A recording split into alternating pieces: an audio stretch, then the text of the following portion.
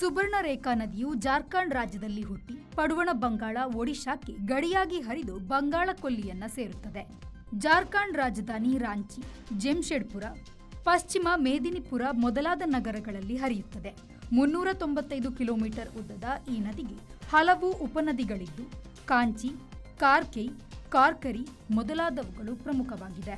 ರಾಂಚಿ ಪ್ರಸ್ಥಭೂಮಿಯ ನಗ್ರಿ ಗ್ರಾಮದಲ್ಲಿ ಸಮುದ್ರದ ಮಟ್ಟದಿಂದ 600 ಮೀಟರ್ ಎತ್ತರದಲ್ಲಿ ಸುಬರ್ಣರೇಖಾ ಹುಟ್ಟುತ್ತದೆ. ಜಾರ್ಖಂಡ್ ರಾಜ್ಯದಲ್ಲಿ 98 ಮೀಟರ್ ಎತ್ತರದ ಹುಂಡ್ರು ನೀರ್ಬೀಳು ಪ್ರಸಿದ್ಧ ಪ್ರವಾಸಿ ತಾಣವಾಗಿದೆ. ಈ ನದಿ ಹುಟ್ಟುವಲ್ಲಿ ಒಂದು ಬಂಗಾರದ ಗಣಿ ಇತ್ತು. ಕೆಲವೊಮ್ಮೆ ನದಿಯ ಮರಳಿನಲ್ಲಿ ಚಿನ್ನ ಸಿಗುತ್ತಿತ್ತಂತೆ.